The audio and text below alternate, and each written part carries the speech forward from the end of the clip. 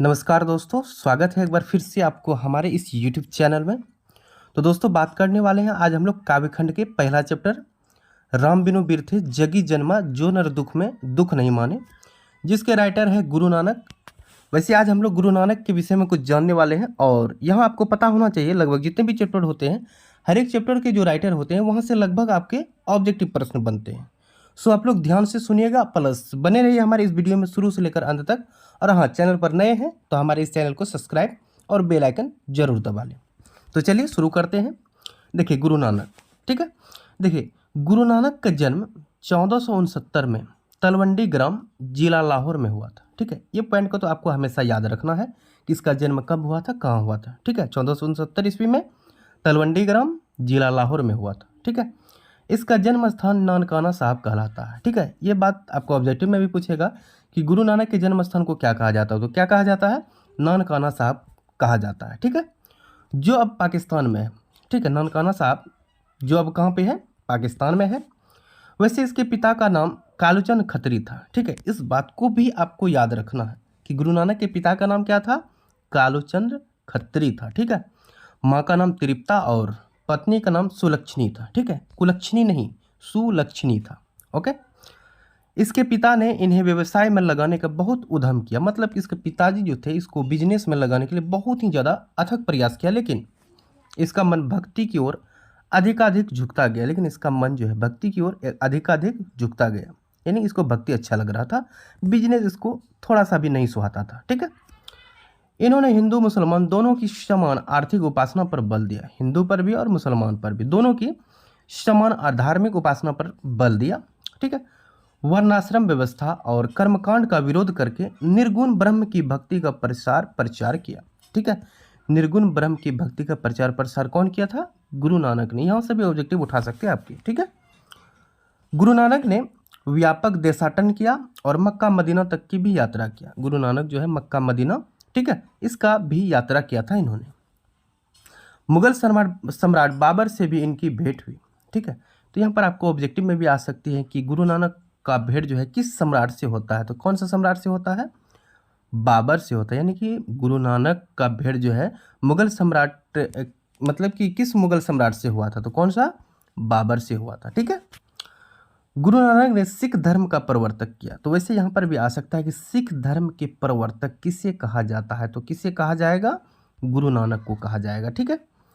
गुरु नानक ने पंजाबी के साथ हिंदी में भी कविताएं की, पंजाबी के साथ साथ हिंदी में भी कविताएं लिखा। इनकी हिंदी में ब्रज भाषा और खड़ी बोली दोनों का मेल है, याद रखिएगा, ठीक है। इनका क्या चीज़ में बोला गया, हिंदी में ब्रज भाषा और खड़ी बोली दोनों का मेल है, ठीक है, ध्यान रखिएगा इस बात को। आगे, इनके भक्ति और विनय के पद बहुत मार्मिक है। इनके दोहों में जीवन के अनुभव उसी प्रकार गुंथे हैं जैसे कबीर की रचनाओं में, लेकिन इन्होंने उलटबासी शैली नहीं अपनाई। जैसे कबीर दास उलटबासी शैली अपनाया था, तो गुरु नानक जो है उलटबासी शैली का उपयोग नहीं किया था, इन्होंने नहीं अपनाया था।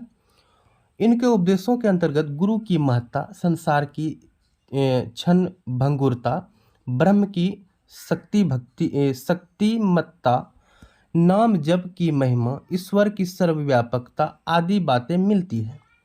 इसकी रचनाओं का संग्रह सिखों के पांचवें गुरु अर्जुन देव ने सन 1604 में किया, ठीक है। यहाँ पर आप ध्यान दीजिएगा, ठीक है।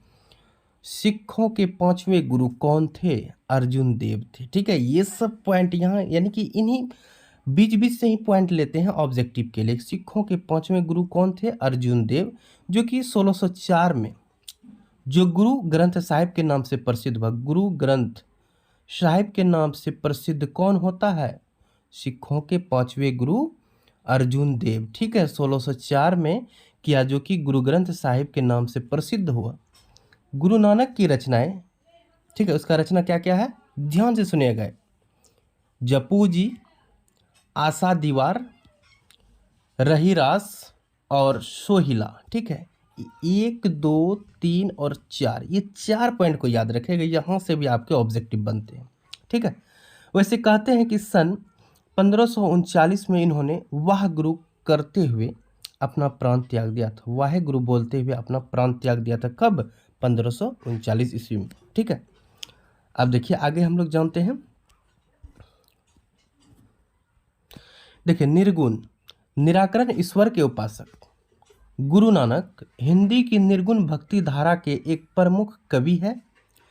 पंजाबी मिश्रित ब्रज भाषा में रचित इसके पद सरल सच्चे हृदय की भक्ति भावना में डूबे उद्गार है। इस पदों में कबीर की तरह प्रखर सामाजिक विद्रोह भावना भले ही न दिखाई पड़ती हो, किंतु धर्म उपासना के कर्मकांड मूलक सांप्रदायिक स्वरूप की आलोचना तथा सामाजिक भेदभाव के स्थान पर प्रेम के आधार पर सहज सद्भाव की प्रतिष्ठा दिखलाई पड़ी। गुरु नानक के पद वास्तव में प्रेम एवं भक्ति के प्रभावशाली मधुर गीत है। यहाँ नानक के ऐसे दो महत्वपूर्ण पद प्रस्तुत है। प्रथम पद बाहरी वेशभूषा पूजा पाठ और कर्मकांड के स्थान पर सरल सच्चे हृदय से राम नाम के कीर्तन पर बल देता है।